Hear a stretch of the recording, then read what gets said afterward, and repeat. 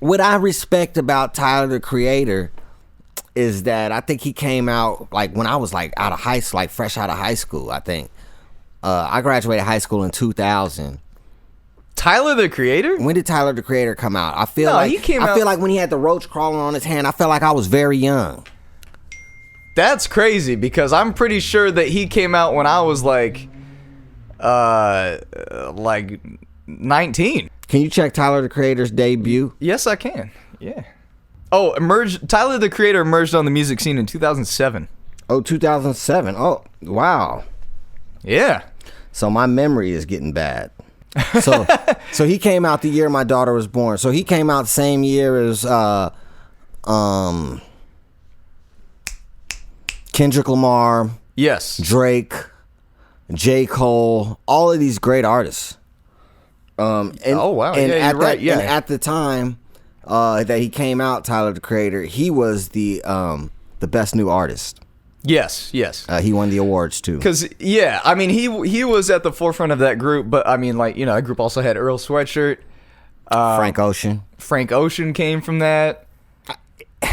I always admire people who always reinvent themselves. Yeah, because he was big to young kids. Like, see, he wasn't big to me. I respected him because he had lyrical ability and good production skills. He had this team. I always respect that. But the fact that it's always young music, music. Like I said, my daughter's 13. My oldest daughter is 13. Mm-hmm. And Tyler the Creator is her favorite. Yeah. That's I mean, the fact that this man is in his mid 30s or in his early 30s and is making music that these young kids love so much. And see, here's the thing is that the bridge between him and like with the younger generation that he draws and people like us is he had Roy Ayers. On his album. Yes. And well, Tyler the Creator is a musician, a very, very good musician, right? Too. Yeah, exactly. But the fact that he's still like, I mean, there's a lot of good musicians in the industry, right? But to continue, no matter what type of music you're making, because he's changed his style of music over and over again. Absolutely. Much like Childish Gambino tries to do, right? He also does. Childish Gambino changes like that, but he doesn't change like Tyler the Creator. Been doing this for so long, man, and he's got this huge musical fan base of kids. Yeah, I keep on emphasizing the kids thing because there's not too many people I know in their mid 30s, early 40s, mid 40s. Really like, man, Tyler the Creator. Right. But that is paying tribute to his content too. Like if you go from Goblin, that's that kind of like Loiter Squad era where it was like it was kind of like what the punk scene was with Jackass and everything. I get all of that. It's like, but then he evolved it. Like he's actually making like really like jazz filled material, soul music, that kids love. That's different, you know. How do kids? But I'm saying, what is his formula? Because there's lots of people who are great musicians out here, great musicians, even better musicians than him. Yeah. That for the life of them can't reach the youth.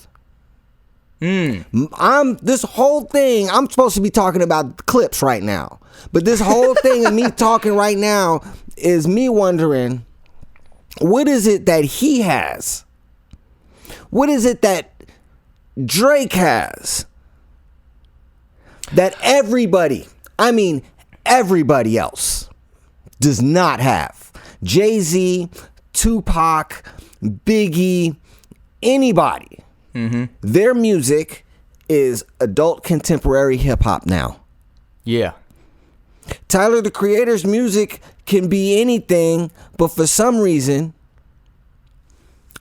the kids love it. It doesn't have a bunch of kid content. No, it doesn't. It's not kiddie content. I think what makes his music accessible to the younger generation is the fact that, like, you remember what it was like to be, you know, like in the teen years, right? There's a lot of FU attitude and a lot of wilding. Yes. But your emotions are just going everywhere because you're, you know, becoming an adult and a person, right? But in his music, if you take his last 2 albums, it's a lot of real, just screaming, harsh angst. You know, kind of like how Nirvana reached the youth at that time, in their heyday. The raw angst, and then you have this really ballad, soulful love content where he's singing about love and everything, and it's mixed all and packaged in this kind of like guttery hip hop with soul that has incredible. No?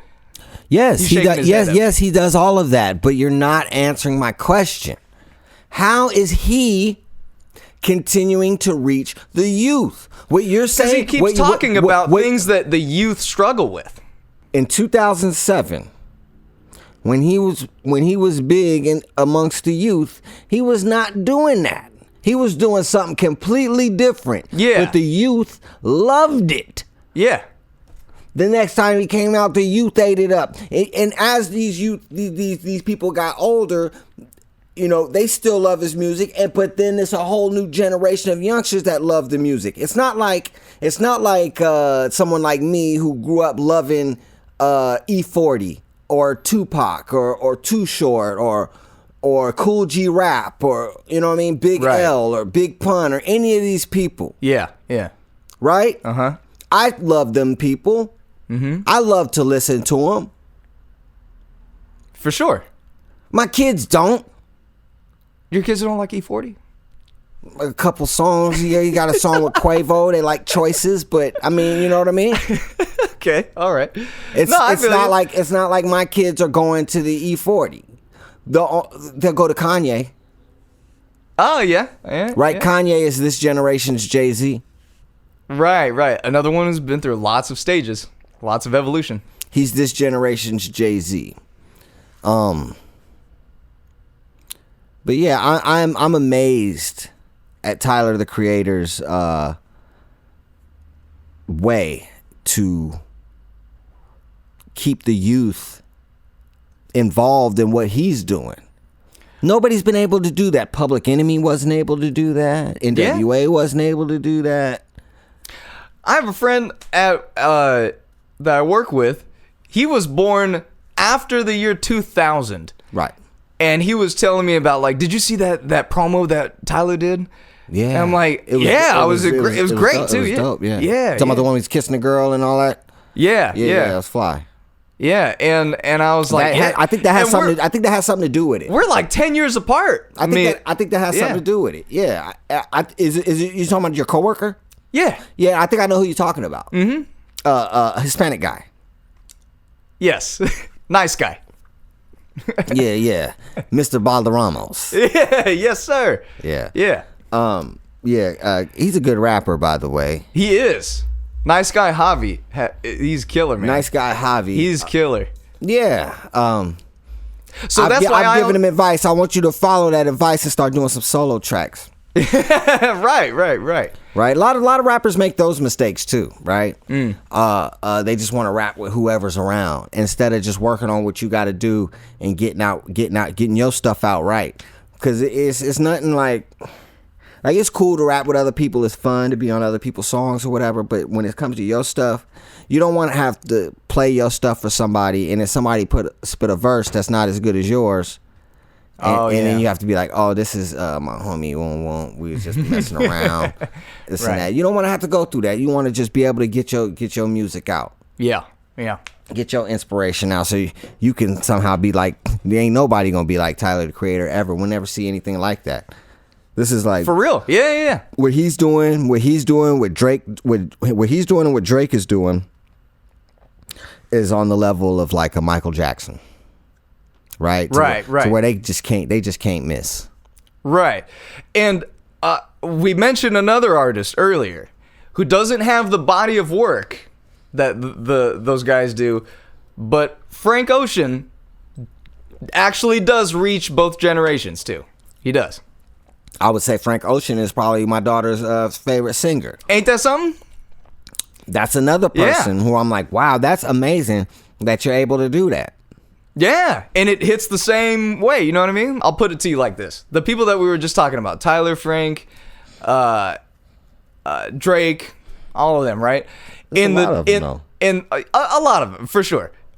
These artists that we're talking about, the current ones, people in the 2030s and the 2040s are going to go back to this time and hear these artists and be influenced.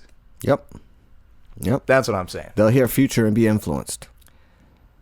Because sure. what Future does, nobody can't do that. You can't do it, man. He has a formula that works every time. There's not a woman on this planet age 12 to 40 who don't go crazy when Future come on. It's not one. Right. And that's a formula that can't be duplicated. You can try to make songs like Future, but it don't sound like Future. Right. Yeah. He's the only one out of all of them, though, that I feel like musically it's the same every time. He had a hell of a run. One of the best I've ever seen. Agreed. Man, he can make some anthems for that ass. And I can't really front on him. I can't front on this new generation at all. I get excited about what the kids are doing. Yeah, it's a lot of microwave rap out there. It was a lot of microwave rap in the 90s. It was a lot of microwave rap in the 80s. Sure. You know, I think what we're talking about are pockets of time where there's these artists that are going to be stamped, where everybody can go back in these record crates and actually like look at them like, oh man, this is incredible. Let me see what they were doing. Let me try and figure out what they were doing. Yeah, I think about what I was talking to my daughter about this, and my daughter, she was like, Dad, do you like Lil Durk? Who? Lil Durk out of Chicago, huge artist. He's got tons of songs with Drake, and I was like, you know what, Lily, I really tried to bump Durk. Okay. But I just can't get with it, you know. I just don't like it. And she was like, you like the one song he got with Moneybagg Yo? And I was like, ooh. I was like, no, I ain't heard it. I was like, what it sound like? She was like, it's called In Blood or something. I was like, oh, I did hear that song. That song was banging. Oh, she's like, oh yeah. I was like, see, I be really giving these kids a chance, you know, to just all I want to hear. All I want to hear is something that make me get hyped, right, and make me be like, okay, I get it, right. But some of these artists I don't get, and you know they won't be around long. The ones I don't get, like the artists, I'm like, I don't know about that. Usually they don't last long, whether it was in the 80s, the 90s, the 2000s, 2010s, or now. I've seen so many rap artists come and go. Flash in the pans. It happens a lot. You know, some of them go on to get college degrees and become something. And that's great. But, hey, you know. Music is not for everybody, but, like, you can't base a whole... You can't... People from my generation like to just say, oh, this music is trash. It's not. It's really not. No. You just don't get it. You're just old. You just don't get it. You're stuck in your delusional ways, like these old 90s basketball players. It's like, dude, it's like, oh, you Dennis Rodman with a lockdown. Like, I love Dennis Rodman. Right? Yeah. But it's, Dennis Rodman with a lockdown LeBron. Are you serious? Dennis Rodman was like 6'8", 220.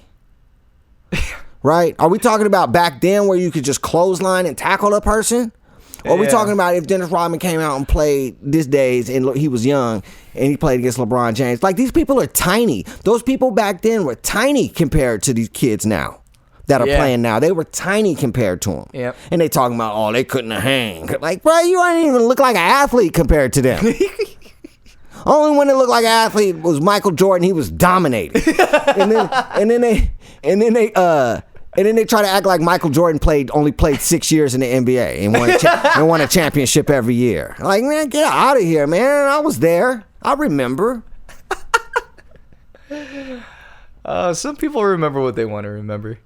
It's just like, it's just be stuck. You just be so stuck in it. Back in my day. Yeah. Shout out to the youngsters, man. Agreed. I'm all about it. We're going to come back with the clips.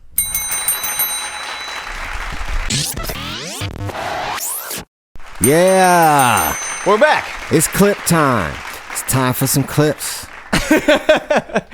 Man, we got some crazy ones. We got a few. This first one I wanted to show is, maybe I want to ask the people what your favorite hot cereal is. Some people like cereal. Hot cereal. Some people like malto meal. Some people like oatmeal. Oh. Some people like grits. No, I'm not particular to either. I will eat all of them, right? And I'm not going to tell people how I eat my grits, because then people become judgmental. People are very judgmental of how you eat your grits. So I'm not going to speak of how I eat my grits for breakfast. Okay. But this lady, she happens to love grits to a level that she seemed to allegedly love crack. Can we play the clip, please? But where the grits? Where is the grits? The grits! We ain't got no more grits. Bruh, I need some grits and I need them now. Where's the grits? More relax. Now! No, ain't no relax. I don't want no oatmeal. I want some grits. Where the grits, bro? For you, huh? I will tear this whole up. Find me some grits. I ain't got no more, Mo. Relax. You got the counter table. You got the counter table. Yo, bro, give her some grits, bro, because she was about to punch me Now! right now. I ain't say oodles and noodles, nigga. I didn't say oodles and noodles. Oh my goodness. She wasn't playing She want around. no oodles and noodles. She want no oatmeal. She was not playing. She wants some grits. And she wants them now. I don't know what's in grits that made this lady feel she needed some grits. Maybe she promised somebody some grits, and they was gonna give her a rock in return. Okay. I don't know. I'm just speaking in hypotheticals and allegedly speaking. But the level that she wanted those grits seemed scary to me. It was intense. It was intense. She was next level. Well, was it possible she had a flashback to some amazing grits that she's had in the past? I don't know. She was chewing that invisible sandwich, and I've never seen anybody that hungry for some grits. For grits, particularly. They gave her all types of choices. Hey, what about this oatmeal? I don't want no oatmeal. Ooh, she was steaming mad. She said she was gonna tear the whole place up, man. She was steaming mad. Yeah. And she said, I don't want no oodles and noodles. I've never. She could have went somewhere else. Yeah. I'm sure that place has probably had grits before. And she was You think it looked like a liquor store, didn't it? Yeah, but she's probably seen grits there before and thought that she could pick up some grits real quick. And so she probably promised somebody some amazing grits. You think this? You think this is funny? You think this lady? I've never seen anybody that serious about anything, let alone some grits. Boy, she was dead serious. She was serious as a heart attack, my friend. Yeah. I have seen some crazy stuff at liquor stores before, though. Like I've seen liquor stores that have like boiled eggs, like just. I've seen that. Yeah, I find that weird. Fresh fruit from a liquor store. Not that there's anything wrong with it. Some people will, and then business people on the go. I feel it. I just grab some. People eat hot dogs in taquitos from 7-Eleven. Why don't you get a fresh fruit from the liquor store? Yeah, I don't know. Me personally would never get a hot dog or anything like that from 7-Eleven, but I'm not judging. Would you get a boiled egg? No. Only boiled egg I get is out of my own pot. Right. Man, that was. I would not want to be that store owner. I wonder where that situation led to. I would have told that lady off. Oh, Get man. out of here. I ain't got no grits. Leave. You ain't tearing nothing up. Playing with you. My goodness. Awesome grits. This next video is unlike any knockout I've ever seen. I've seen plenty of knockouts in my time. Plenty of devastating knockouts. Like, oh, I can't believe he got hit that bad. This one was different. Please show the people so I can tell you why it was so different to me.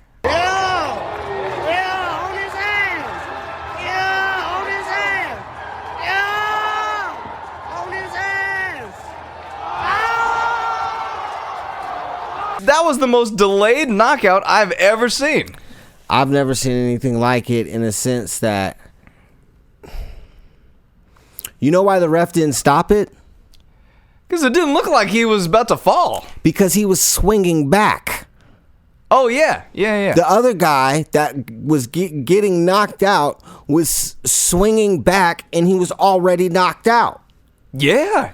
He was swinging back. It wasn't until he tried to take a step forward that his brain was like, Man,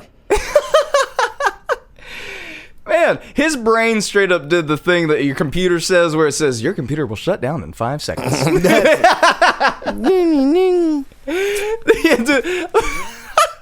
Little window shut down. The Windows shutdown sound effects, for sure. Man, come on, man. That boy checked out, man. That was almost like in some kind of like comic movie or a rake in the face movie where it's like a comedic pratfall. I guess he went down swinging for real. That guy went down swinging for real. Now, yes, I mean, that was both. It was a very sloppy boxing match. Neither one of the fighters were technically sound. No. Okay. Now, this next clip that we're about to show is an MMA fight where it looks like these guys are professionals.